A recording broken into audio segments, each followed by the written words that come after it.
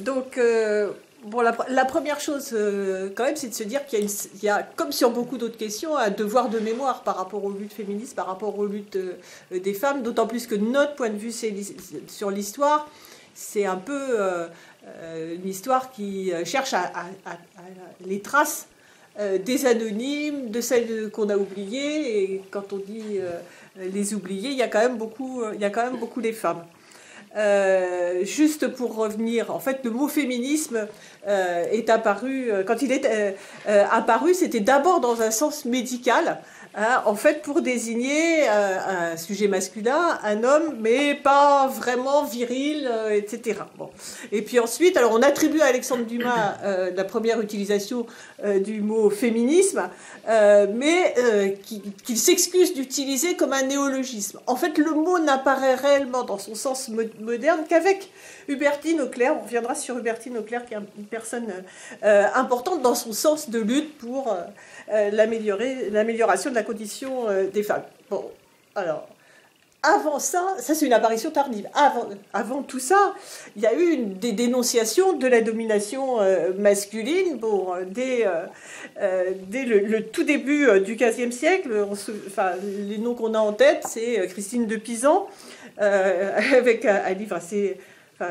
le titre du livre, c'est assez rigolo, ça s'appelle « Livre des trois vertus à l'enseignement des dames ».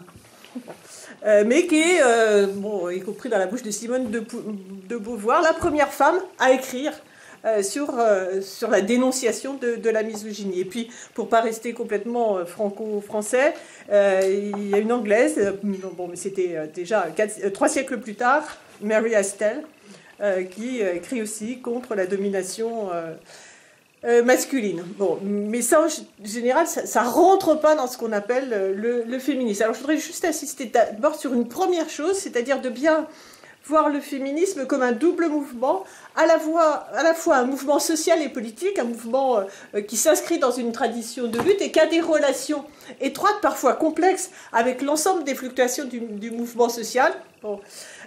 Et donc là, c'est dans ce cadre-là qu'on distingue un peu deux vagues, hein, une première vague du 19e au début du 20e siècle, et puis une deuxième vague plutôt à partir des années 60 et prenant les années 80. Bon, ça, c'est l'aspect lutte, mobilisation, mouvement. Et puis c'est aussi un mouvement intellectuel avec ses positions théoriques, ses débats. Je voudrais aussi insister, parce que ce que je vais faire va être malgré tout centré sur la France, sur le fait que c'est un mouvement international et un mouvement internationaliste, avec des très fortes interactions dans ce qui se passe entre les différents pays, mais aussi avec des histoires propres qu'il faut à la fois comprendre et respecter. Bon, on y reviendra. Avant ce qu'on va appeler la première vague, on peut dire que d'une certaine manière, il y a eu la Révolution française, et que d'une certaine manière, le siècle des Lumières, avec tous les guillemets qui vont bien, met en question l'ordre établi, bon, mais en même temps, pas sur ce qui concerne la place des femmes. C'est-à-dire, il y a quelques écrits féministes, mais globalement, les femmes sont toujours vues comme naturellement inférieures. Et en fait, le féminisme n'est pas dans la Révolution française, plus exactement, il va naître des contradictions entre les idéaux affirmés d'égalité, etc., et la situation réelle des femmes. Il y a des droits universels, sauf que ce sont des droits universels qui sont strictement pour les hommes, et c'est cette contradiction entre les deux qui va faire de fait naître ce qui ne s'appelle pas encore le féminisme. Alors, les femmes, elles sont présentes dans la Révolution française, hein, elles sont présentes dans les clubs, dans les tribunes, on fait référence aux tricoteuses, hein, qui étaient présentes dans les clubs. Elles vont être souvent à l'avant-garde des journées insurrectionnelles, bon. Mais en même temps, elles sont exclues du droit de cité, avec un truc assez étrange, c'est-à-dire que pour les États généraux, hein, de mai 1789, les femmes de la noblesse et les femmes du clergé auront la possibilité de se faire représenter. Ce ne sera pas le cas des femmes du tiers-État. Mais contradictoirement, dans les traces qu'on retrouve, qui sont les cahiers de doléances, les femmes sont extrêmement présentes. Et puis tout le monde, parce que ça fait partie de l'imagerie de la Révolution française, a en mémoire cette manifestation des femmes qui vont à Versailles. Elles vont à Versailles, en général, on se souvient qu'elles veulent du pain. Mais elles ne demandent pas que du pain, elles demandent aussi des armes. Bon. Ce que l'histoire a beaucoup moins retenu. Globalement, elles sont interdites dans les grands clubs, et c'est la poussée des femmes, elles sont cette volonté d'appartenir à ce peuple souverain proclamé. Il faut noter que la question de l'armement est une question importante. Elle est portée en particulier par une femme qui s'appelle Pauline Léon. Et il faut mentionner, même si sa durée est extrêmement brève, ce qui s'appelle la Société des républicaines révolutionnaires, bon, qui va durer très très longtemps. Hein. C'est fondé le 10 mai 93. Dès l'été, c'est réprimé et c'est interdit dès le 30 octobre de la même année. Et puis très très vite, en 1794, c'est l'interdiction de tribune pour les femmes, l'interdiction de toute assemblée, l'interdiction de rue. Donc on voit que les reflux de la Révolution française ont épousé très exactement le reflus de la place des femmes, même si cette place, elle était extrêmement compliquée. Ça n'empêche pas qu'il y a eu à ce moment-là un certain nombre d'écrits. C'est pareil, on a en tête Olympe de Gouges avec la Déclaration des droits des femmes et de la citoyenne. Il y a aussi... Bon, je passe très vite, un texte connu, enfin, des rares exceptions, c'est-à-dire de lien entre la place des femmes et cette affirmation de droit universel, c'est Condorcet. Bon. Mais c'est une exception, hein, et dit très, très précisément, où aucun individu de l'espèce humaine n'a de véritable droit, où tous ont les mêmes. Et celui qui vote contre les droits d'un autre, quelle que soit sa couleur, sa religion, son sexe, a dès lors abjuré le sien. Bon, mais c'est notable parce que exceptionnel. Si on prend du point de vue des droits, on a exactement le même mouvement, puisque la Constitution de 91 affirme le mariage comme un contrat civil, ce qui était une exigence forte des femmes, bon, qui suppose l'égalité entre les contractants, l'égalité des héritiers, le droit au divorce. Parenthèse qui va être refermée très très vite par le Code napoléonien et de manière quand même tout à fait durable. Ce qu'on peut dire, c'est qu'au bout du bout tout bilan tiré, les femmes en fait n'auront acquis aucun droit à l'occasion de la Révolution, de manière durable de la Révolution française, et pire, l'analphabétisme féminin, par exemple, a augmenté à cette époque-là. Bon, ça c'était donc avant ce qu'on va appeler la première vague. Dans cette première vague, on dit 19e, début du 20e, les questions qui sont au cœur de cette première vague, c'est le droit à l'éducation pour les femmes et les filles, la question des conditions de travail et puis la question du droit de vote. Et là encore, c'est très indexé sur le mouvement global, hein, c'est-à-dire les mobilisations 1830-1848, la Commune, mais pas de manière simple et décalquée.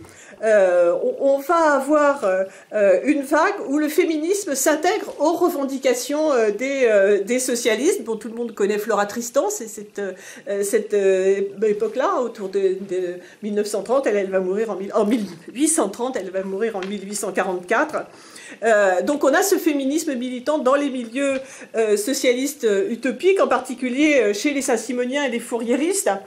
Mais avec des débats extrêmement âpres sur la place des femmes. C'est-à-dire qu'en même temps, c'est là qu'elles vont être présentes, mais en même temps, ça soulève des débats. Et par exemple, ce qui s'appelle l'église saint-simonienne, hein, l'église va splitter, va se séparer en 31, et en particulier sur la question de la place des femmes, en particulier sur la question de leur place, c'est-à-dire soit l'égalité totale, réelle, etc., soit toujours une situation d'infériorité. Et c'est la situation d'infériorité qui va gagner. Bon. Et puis, il y a des choses qui maturent. Hein. Ce qu'on va noter, c'est avec Maria de Rem, André Léo, Louise Michel, bon, les femmes socialistes qui vont signer un premier manifeste en 1860 1868 qui réclame l'égalité des droits civils, le droit à l'éducation, le droit au travail, l'égalité salariale. À noter que cette question de l'égalité salariale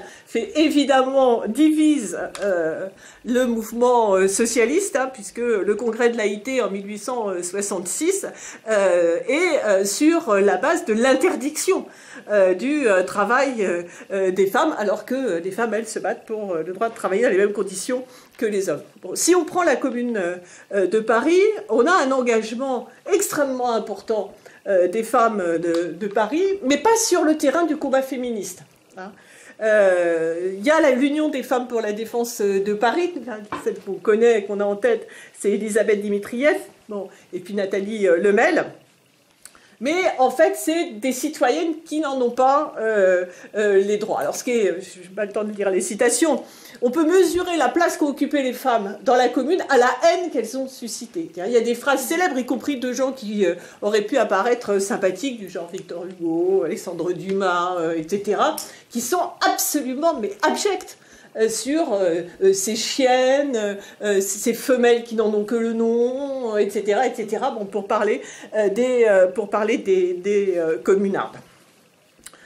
Alors, sur cette période-là, on va avoir un lent progrès. La question de l'éducation est un enjeu important, un lent progrès. C'est à ce moment-là qu'il y a la loi Fallou, 1850, sur la question de la création des écoles de filles. Le problème, c'est que pour l'essentiel, elles sont dans les mains des congrégations religieuses. Hein. En 1865, 80% des filles sont élevées par des religieuses. Ben exactement, bon, voilà. Mais... bon, on a une vraie floraison d'associations féministes, de développement de la presse féministe. Je pense que c'est important de signaler un journal qui s'appelle La Fronde, qui est un journal qui a été créé par Marguerite Durand, entièrement fait, écrit et réalisé par les femmes, alors même que les métiers de l'imprimerie étaient interdits aux femmes. Ce journal va durer de 1897 à 1905. Dans la première période, il est quotidien.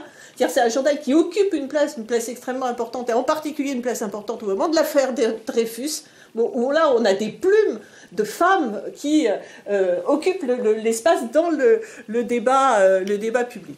L'autre grande discussion, je l'ai dit, c'est autour de la question des droits et des conditions de travail. On est au début de l'industrialisation, hein, à la fin du 19e siècle, et on a l'émergence de ce féminisme militant, mais en gros, dans le sens, c'est pas parce qu'on est féministe qu'on travaille, c'est parce qu'on travaille qu'on est féministe.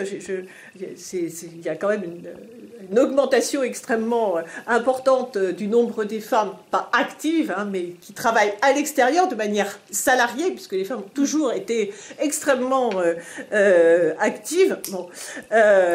Et donc, cette accession des femmes au travail salarié, hein, donc à un travail qui est séparé du lieu de reproduction, bon, va modifier sensiblement les choses et va modifier la place des femmes avec des politiques familiales qui vont osciller à la faveur de la situation économique, entre des politiques familialistes d'enfermement au foyer puis des politiques où les femmes vont être plus sur le marché du travail, bon, mais avec quelque chose qui cherche à résoudre effectivement cette contradiction qui est l'apparition de la notion du salaire d'appoint comme quelque chose qu'on connaît jusqu'à aujourd'hui, un peu comme une sorte de point d'équilibre. On pourra revenir sur les débats dans le mouvement ouvrier qui sont absolument ravageurs, hein, sur cette question-là, et un débat intéressant mais qu'on connaît encore sur la question de la protection pour les femmes, donc d'un rang secondaire, de la protection pour tous, ou de l'éviction pure et simple des femmes du travail salarié. On n'a rien inventé, mais je n'ai pas le temps de détailler, puis je passe l'aspect international. L'autre grand point de cette période-là, c'est évidemment la question du droit de vote. Juste pour l'anecdote, hein, c'est les premières à avoir le droit de vote sont les femmes qui habitent dans une île dont c'est la seule chose que je connaisse à propos de cette île. C'est une île qui s'appelle l'île Pitcairn. C'est en 1938, mais ça concerne qu'une vingtaine de femmes. Je ne sais même pas, c'est une petite île, celle qui devait dépendre de l'Angleterre, je crois. J'en suis même pas sûre. Le Wyoming, ensuite, un seul État, ça c'est en 68, puis le territoire autonome de l'île de Man, dans les îles britanniques, ça c'est en 81. Le premier État, c'est la Nouvelle-Zélande, comme État indépendant, en 93, puis l'Australie, puis la Finlande en 1902, puis la Norvège en 1907. Alors, les mouvements suffragistes les plus importants sont ceux qui ont eu lieu en Angleterre et puis aussi aux États-Unis. Je raconte rien là-dessus, il faut voir Les Suffragettes, c'est un très beau film qui montre la dureté de ce combat, qu'il faut affirmer quand même la massivité de ce mouvement, en tout cas en Angleterre. En 1908, les organisations réunissent 500 000 personnes, essentiellement des femmes, à Hyde Park. Elles gagneront le droit de vote en 1918. On a eu aussi ce mouvement aux États-Unis, qui a été un mouvement qui, en fait, est né plutôt des mouvements anti-esclavagistes et de la poursuite de ces mouvements-là. En fait, en France, il y a eu des prises de position sur cette question-là, en particulier Hubertine Auclair, dont je parlais tout à l'heure. Il y a eu des manifestations des candidatures de femmes aux élections municipales de 1881 pour essayer de forcer les choses. Mais à la différence des pays anglo-saxons, en fait, le féminisme français a assez peu pris en charge cette mobilisation sur la question du droit de vote, qui était plus préoccupé sur les questions d'éducation et sur les questions de travail, pour des raisons qui sont liées à ce qu'était le féminisme français, pour une part du côté plus de la bourgeoisie, inspirée par la franc-maçonnerie, qui se méfie du vote des femmes influencé par l'Église. Ça leur est resté longtemps, quand même. Et puis de l'autre côté, le syndicalisme révolutionnaire qui, lui, se méfie des illusions électoralistes, parlementaristes, etc. La conjonction des deux fait que, globalement, c'était pas trop le sujet, et de fait, les Françaises ont été parmi les dernières, malgré tout, à obtenir le droit de vote, puisqu'il a fallu attendre le lendemain de la Seconde Guerre mondiale, puisque c'est le 21 avril 1944 qu'une ordonnance du Comité français de la libération nationale a accordé le droit de vote. Deuxième vague, parce que voilà.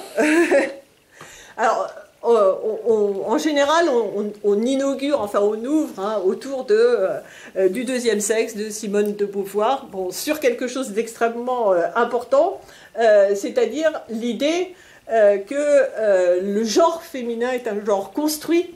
Alors on ne le disait pas comme ça à l'époque. La phrase qu'on connaît de Simone de Beauvoir, c'est « on n'est pas femme, on le devient », mais qui insiste sur cet aspect-là de construction, de ce qu'on n'appelait pas encore le genre. Je rappelle juste que le deuxième sexe a été mis à l'index, malgré tout, en 1956, comme quelque chose qui sentait vraiment le soufre. Je passe sur l'aspect international, puisqu'en fait des combats et des conquêtes ont été bien antérieurs dans les années 60 aux États-Unis et au Royaume-Uni, encore pour me concentrer davantage sur la France. Un peu comme je l'ai dit pour la Révolution française, en fait, mai 68 n'a pas fait grand-chose pour la libération des femmes. C'est une histoire insurrectionnelle conjuguée au masculin, avec un silence des femmes complètement laissé pour compte dans cette affaire-là, mais qui a provoqué un ébranlement de la société, qui a fait que 2 ans plus tard, en gros, pour aller vite, est né ce mouvement féministe de ce qu'on qualifie de deuxième vague, avec une série d'actions qui font un peu date de création, c'est-à-dire un premier rassemblement à la fac de Vincennes en mai 70, et puis en août 70, ce qu'on a en mémoire, c'est-à-dire le dépôt de gerbes à l'Arc de Triomphe à plus inconnu que le soldat inconnu, c'est-à-dire la femme du soldat inconnu. Elles étaient 8, non, 9. Et puis, ensuite, un certain nombre de publications. Là, le numéro de Partisan qui s'appelle Libération des femmes, année 0. Et puis la naissance de ce qui va s'appeler l'AG. Aux Beaux-Arts à partir d'octobre 70, qui est un peu la naissance de ce mouvement collectif, de cette révolution identitaire collective, révolutionnaire à la fois dans ses idées et dans ses formes d'action. Je pense qu'on n'insistera jamais assez pour dire à quel point c'était un bouleversement absolument radical, cette prise de parole collective des femmes qui parlent d'elles-mêmes, qui parlent de leur oppression, qui mettent des mots sur les choses, qui très vite posent la question de la non-mixité. Bon, et puis, bon, en même temps, une capacité, une inventivité dans les modes d'action. Voilà, qui bouge un peu, beaucoup, les choses et qui pose des questions qui étaient jusque-là tabous autour de la question du corps, de la sexualité, du viol, de l'avortement. Mais avec vraiment quelque chose qui se situe complètement dans cette idée de révolution omniprésente et qui bouleverse radicalement, et là, à partir de là, plus rien ne sera comme avant, sur l'idée que le privé est politique. Voilà, que le privé est politique. Je pense que s'il y a une chose qui est au cœur de ce mouvement-là, c'est cette idée-là, et ensuite ça va se décliner sur les différents terrains de lutte. On reviendra peut-être après. Bon, un des grands combats, évidemment, de cette période-là, mais sans doute le plus connu, c'est celui qui tourne autour de la question du droit à l'avortement. La contraception avait été concédée de manière limitée et compliquée un peu avant par la loi Neuwirth. Bon, évidemment que cette question-là, elle était omniprésente pour les femmes depuis des dizaines et des dizaines d'années, que la question de l'avortement était quelque chose qui hantait les femmes en permanence, enfin l'angoisse de la grossesse non désirée et de l'avortement avec... on était autour de 200 000 morts par an par avortement clandestin, qui était quelque chose d'extrêmement dangereux. Enfin, donc ça a été un moment de surgissement public de quelque chose qui était omniprésent dans l'intimité des femmes. Et quand on dit le privé est politique, je pense que ça prend tout son sens à ce moment-là. Donc je ne vais pas avoir le temps de m'étaler sur la mobilisation, mais il y a eu un mélange à la fois de capacité de visibilité avec le manifeste des 343, c'est-à-dire utiliser la notoriété d'un certain nombre de femmes pour dire bah oui, j'ai avorté, j'en suis, voilà, qui pose publiquement la question. De pratiques interdites, puisque c'était les pratiques d'IVG, soit dans des cabinets complaisants, soit y compris organisés par les groupes femmes eux-mêmes autour de la constitution du MLAC, d'un combat juridique. Il y a eu des temps de visibilité autour de combats juridiques, et puis des très grosses manifestations. Bon, tout ça pour aboutir au vote de la loi en deux fois. La vraie date, c'est 17 janvier 1975, mais une loi qui est votée que pour 5 ans, qui ne fait que suspendre ce qui était la pénalisation de l'avortement, qui était toujours présent dans la loi. Et puis toute une série de restrictions, mais malgré tout, une victoire est quelque chose, il ne faut jamais minorer à quel point ça a changé effectivement la vie des femmes. Et puis le combat sur la question de l'avortement a continué au-delà, puisque la loi elle a dû être revotée, donc 5 ans après, et les mobilisations des 5 ans après, donc 79, en préparation du revote de la loi, on tient aussi des temps importants dans le débat au sein du mouvement des femmes, puisqu'on a eu à ce moment-là 2 manifestations, une manifestation non mixte le 6 octobre, qui a réuni entre 40 et 50 000 femmes, uniquement des femmes, voilà, je vous laisse, voilà. Et puis le 24 novembre, manif mixte, unitaire, je dirais un peu comme d'hab. Bon, peu d'avancées dans la nouvelle loi. Et puis ça va rejaillir encore ensuite autour de la question du remboursement, parce que c'était une promesse de campagne de François Mitterrand. Bon, il a fallu pousser un peu. Voilà, il y avait quand même pas mal de réticences au gouvernement. Et finalement, il y aura aussi victoire sur ce terrain-là. Mais cette question de l'IVG reste une question extrêmement présente, extrêmement prégnante, et sur lesquelles il y a des mobilisations importantes. L'autre question qui a émergé à ce moment-là, c'est évidemment la question du viol. Enfin, je dis évidemment... ça a été un peu plus compliqué pour l'ensemble du mouvement féministe. Bon, le viol était défini comme, était considéré comme un crime, donc avec normalement des peines extrêmement lourdes, mais en général c'était déqualifié. Je crois que c'est le mot, c'était déqualifié, et donc ça passait simplement en correctionnel, comme atteinte à la pudeur ou violence. Bon. Et donc poser la question du viol était quelque chose d'extrêmement important. Alors ça s'est fait à l'occasion du viol de jeunes femmes du côté de Marseille, hein, où, au moment où ça a été jugé, ça a été effectivement déqualifié, ça a commencé... Il a commencé à y avoir des manifestations, c'était autour de 75-76. Et en fait, là encore, ça fait date dans l'histoire du mouvement des femmes, puisqu'il y a eu la volonté de participer au 1er mai autour de cette question-là. Et à cette occasion-là, le cortège féministe qui portait sur cette question du viol s'est fait charger violemment par le SO de la CGT, qui a refusé au cortège féministe d'intégrer la manifestation du 1er mai. Bon, ensuite, il y a eu une série d'initiatives... mais avec, là encore, des débats compliqués qui ont fracturé le mouvement des femmes, qui ont fracturé le mouvement ouvrier, autour de la question du recours à la justice, etc. etc. Bon. Troisième question autour de la question du droit au travail, hein, qui est encore le fil conducteur. Bon. Parce que je pense qu'il faut, là aussi, avoir en tête, on pourra revenir sur ce que ça a fait dans les organisations d'extrême gauche, je n'ai pas le temps de développer là, mais la puissance du mouvement a percuté l'ensemble du mouvement ouvrier. Bon. Que les partis, les syndicats, dans les organisations syndicales, en novembre 81, il y a des assises nationales sur le travail des femmes qui vont être une première initiative, et puis une manifestation sur la question du droit à l'emploi et contre le temps partiel en 82, puisqu'on sentait que c'était le moment où basculait cette place politique du temps partiel imposée aux femmes. Bon, donc il y a eu cette activité-là. Juste pour donner une idée, malgré tout, de l'ébranlement que ça a provoqué dans le mouvement syndical. 2 mots sur l'histoire d'Antoinette. Antoinette était un journal féminin de la CGT qui n'était pas féministe, hein, mais qui a été porté par...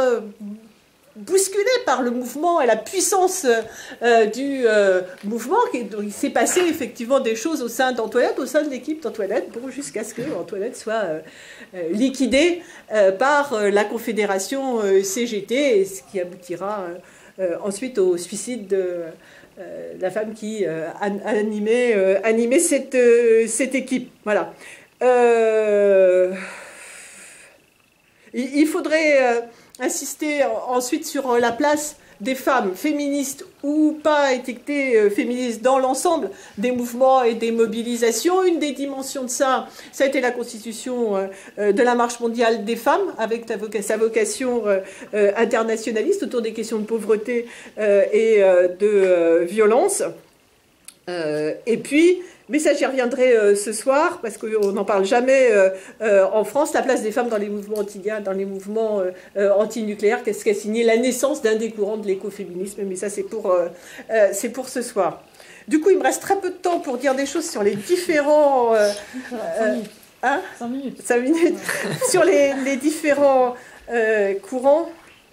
Oui, j'aurais dû rajouter que sur la question du viol, ça a ouvert, mais pas tout de suite, ensuite la question des violences conjugales, qui était un sujet qui n'était pas du tout posé, mais avec aussi une dimension de pratique d'accueil, etc., des femmes victimes de violences conjugales, qui était quelque chose qui n'avait jamais non plus été posé avant. Bon, alors, sur les différents... Alors, à la SERP, et de manière caricaturale, il y a un premier débat, malgré tout, qui fracture le mouvement, qui va le fracturer au sens propre, qui est autour de la question différentialiste, constructiviste, pour aller très très vite. Essentialiste quand on est vraiment très fâché, c'est-à-dire est-ce qu'il y a une différence essentielle d'essence entre les hommes et les femmes, ou est-ce qu'on est dans la construction sociale? Bon, il y a un courant différentialiste important qui lie ça aux questions de psychanalyse et de politique. Bon, la figure emblématique, pour ne pas dire plus, de ce courant-là est Antoinette Fouque, bon, qui va constituer très très tôt, hein, c'était dès le début, ce courant psychanalyse et politique, bon, et puis qui ira... Bon, mais ça c'est la fin de l'histoire, jusqu'à non seulement fracturer le mouvement, mais s'approprier, déposer et s'approprier le sigle MLF, ce qui est quelque chose d'absolument tabou. Il faut revenir à l'idée que ce mouvement s'était construit comme quelque chose d'informel, comme quelque chose qui en dehors, et qui contestait radicalement les structures et les organisations un peu rigides telles qu'elles existaient. Donc déjà, on ne mettait pas de majuscule à un mouvement de libération des femmes, parce que c'était un mouvement qui était un mouvement pluriel.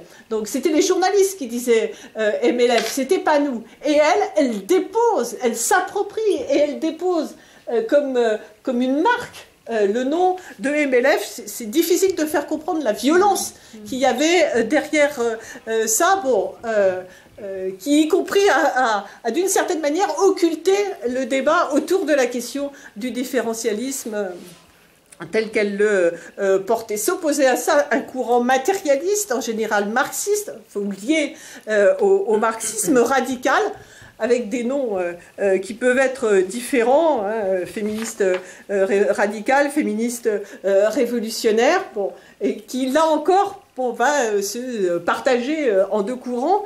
Un courant plutôt porté par quelqu'un qu'on connaît toujours, qui à l'époque signait Christine Durand, mais qui en fait est Christine Delphi, autour de l'analyse du patriarcat comme un système en tant que tel de subordination des femmes aux hommes dans les sociétés industrielles contemporaines, qui donne une base économique à ce système et un mode de production distinct, qui est un mode de production domestique. Bon, et avec l'idée que l'ennemi principal, puisque c'est une des expressions de Christine Delphi, c'est effectivement le patriarcat, même s'il peut y avoir par d'opportunité, hein, des liens avec la lutte contre le capitalisme, mais qui en fait voit comme simplement des liens concrets qui peuvent exister entre capitalisme et patriarcat, mais pas de lien théorique, pas d'articulation théorique entre les deux. Évidemment, celle qui conteste ça, c'est le courant auquel nous, on se réfère, ce qu'on appelle le féminisme lutte de classe, qui est d'accord pour dire que oui, l'oppression fait effectivement système, mais la division sexuelle et la division sociale forment un tout cohérent, articulé, qui va pouvoir se modifier au cours de l'histoire, mais qui est articulé. Et donc, il y a quelque chose d'indissoluble entre la question de la révolution sociale et de la libération des femmes, et réciproquement, pas de libération des femmes sans socialisme, pas de socialisme sans libération des femmes. Devons-nous continuer à dire. Et donc, bon, il y a une histoire longue et riche, hein, de ce féminisme de lutte de classe, hein, qui a été porté par Flora Tristan, bon, qui faisait cette articulation-là, et puis qui a été extrêmement présent et producteur dans le mouvement, avec les premières, il faut reconnaître, le premier courant d'extrême gauche à intégrer cette dimension du féminisme, ça a été les filles de l'AMR, l'Alliance marxiste révolutionnaire. Leur groupe s'appelait Elisabeth Dimitrieff, ça ne s'invente pas, elles avaient bien raison là-dessus. C'est dès 71 qu'elles ont sorti, elles sortaient une proclamation qui s'appelait « Sortir de l'eau ». Et puis ensuite, il y a eu à peu près au même moment les pétroleuses liées à la Ligue, et puis Femmes en lutte liées à Révolution. Bon, les autres courants d'extrême gauche étaient assez étrangers malgré tout à tout ça. On pourra revenir là-dessus. Je voudrais juste finir sur un aspect pour insister malgré tout, parce que là j'ai fait une histoire qui est une histoire très franco-française, hein, sur l'idée qu'il faut penser le féminisme à partir de sa pluralité, de la pluralité des luttes et des mobilisations, et en particulier des luttes et des mobilisations des femmes du Sud. Bon, avec parfois des choses qui ont pu être conflictuelles, y compris la revendication de l'étiquette féministe, mais aussi liée au fait qu'il y a eu, du point de vue du capitalisme et du point de vue de l'impérialisme, autour de la question du développement, une utilisation d'un vocabulaire féministe qui visait quand même un peu à faire entrer la modernité à coup de trick, et en même temps que la modernité, le capital et le capitalisme avec tout ce qui va avec, au mépris des conditions réelles d'existence des femmes, et donc d'être capable de comprendre que, y compris dans un certain nombre de ressorts de mobilisation, il y a évidemment des emprunts, des références au féminisme du Nord, aux travaux théoriques qui ont pu être, mais aussi une alimentation qui est directement liée à une autre tradition de lutte, de combat, de mobilisation. Bon, en partie, cette idée de pluralité, elle a été portée par les féminismes noirs autour de ce qu'on appelle le black feminism. Bon, on connaît Angela Davis, mais il n'y a pas qu'elle, qui est cette articulation entre non seulement la question sociale et la question de genre, mais aussi avec la question des personnes racisées, et de l'articulation de la pluralité de ces dominations et de leur articulation. Puis je m'arrête là parce que je t'ai dépassé. Bravo.